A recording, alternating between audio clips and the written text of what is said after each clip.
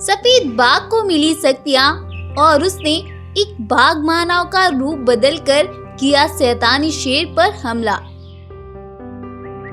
जंगल का राजा शेर बहुत ही जालिम और अत्याचारी था।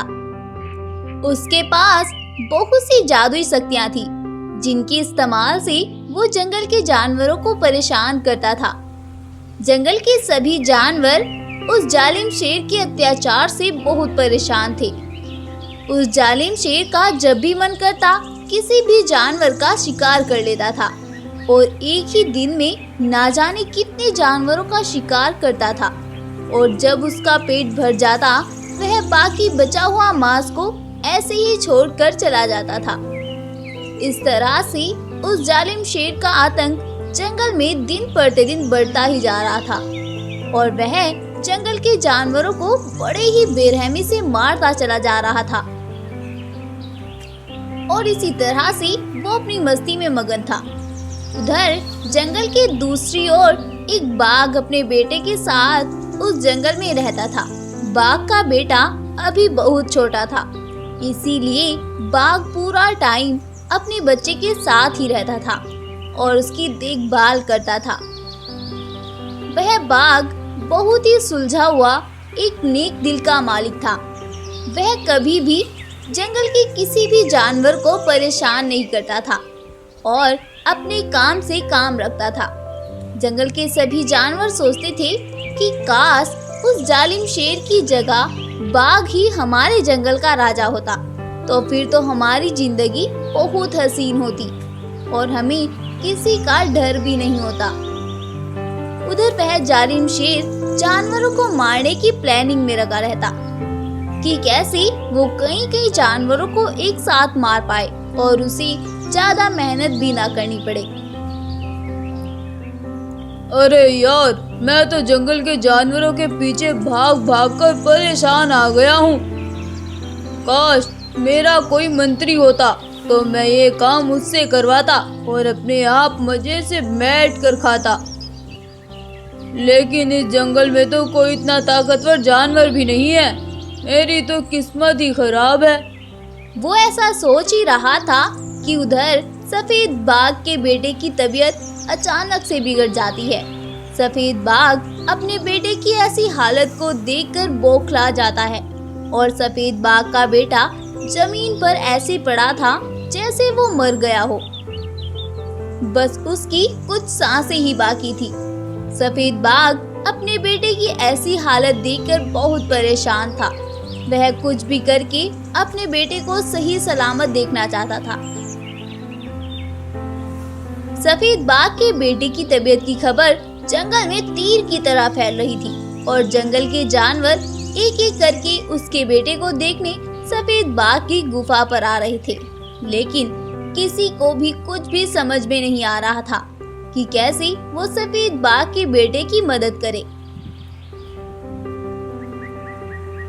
इसी तरह से एक बकरी भी सफेद बाघ के बेटे को देखने उसकी गुफा पर आती है और सफेद बाघ के बेटे की तबीयत को देखकर वह उससे बोलती है,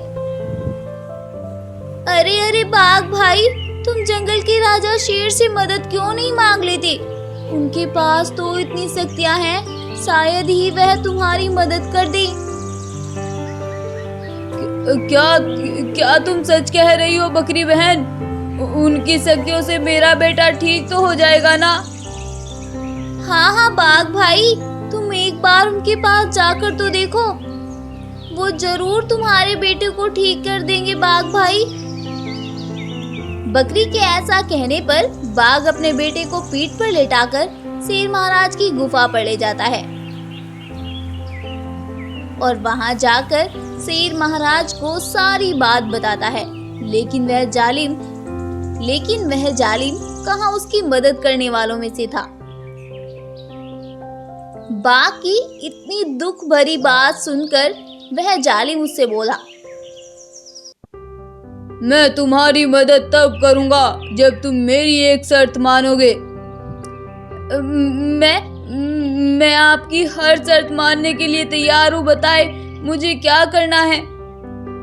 तुम्हें मेरा गुलाम बनना होगा और जंगल से मेरे लिए ताजा भोजन लेकर आना होगा। जब भी मैं कहूँ और कोई चालाकी नहीं चलेगी। पहले तुम मुझे एक शिकार कर लाकर दिखाओ, उसके बाद ही मैं तुम्हारे बेटे को ठीक करूँगा। शेर की कही बात सुनकर बाघ जल्दी से दौड़कर जंगल की ओर जाता है और वह ना चाहते हुए भी एक गाय का शिकार करके उसका मांस उसे ला कर देता है और वह जालिम उसे मजे मजे करके खाता है।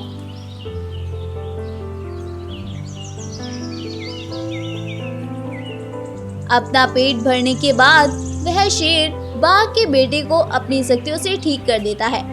अपने बेटे को ठीक ठाक देखकर बाघ बहुत खुश होता है, लेकिन इतना वो कुछ कर पाता वह जालिम शेर बाघ के बेटे को एक पिंजरे में कैद कर लेता है और उससे बोलता है, अब तो तुम्हारा बेटा ठीक है, आज से ये मेरे पास ही रहेगा और तुम भी। तुम मुझे हर रोज ताजा भोजन लाकर दोगे, नहीं तो मैं तुम्हारे बेटे का शिकार कर लूंगा।